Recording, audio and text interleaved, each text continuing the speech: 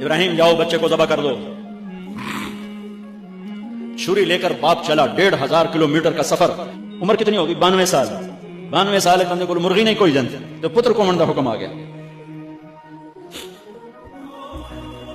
بڑے شیطان کے یوں منہ کرو ادھر لیفٹ، ادھر سے منہ کرو تو رائٹ. 2 پہاڑ آپس میں ملتے تھے، اس میں ایک اونٹ بن جاتی تھی. وہاں باپ بیٹا کھڑے ہوئے.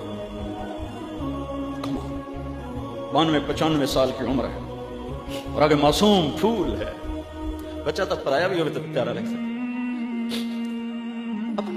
اپنا جگر. انی ارا فی المنام انی اذبحک فانظر ماذا تری. بیٹا تیرے ذبح کا حکم آ چکا، کیا کہتے ہیں؟ تو آگے بیٹا کہتا تسی خواب دیکھا، میرا کی قصور؟ تو میں نے خواب دیکھا تجھے ذبح کرتا ہوں. تو آگے اسماعیل کہتے ابا میرا کیا قصور ہے، خواب تو آپ نے دیکھا ہے، میں تو آپ کی اکیلی اولاد ہوں، مجھے کیوں ذبح کرتے؟ جواب سنو، یا ابا تفعل، میں قربان جاؤں قرآن کی اس تعبیر پر. اسماعیل علیہ السلام کے جذبات کو 2 لفظ، یا ابا تفعل، یا ابا افعل.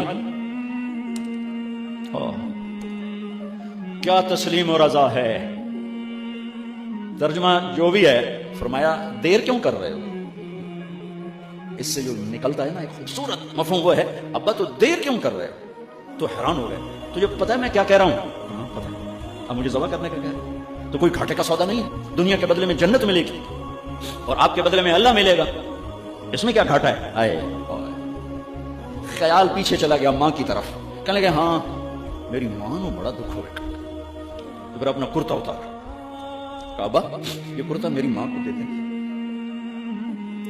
جب میں کبھی یاد آیا کروں گا تو یہ کرتا دیکھ لیا کرے گی، اور مجھے اپنے کرتے میں یہیں دفن کر دینا، مجھے ادھر نہ لے جانا، یہیں دبا دینا. شاید میری ماں میری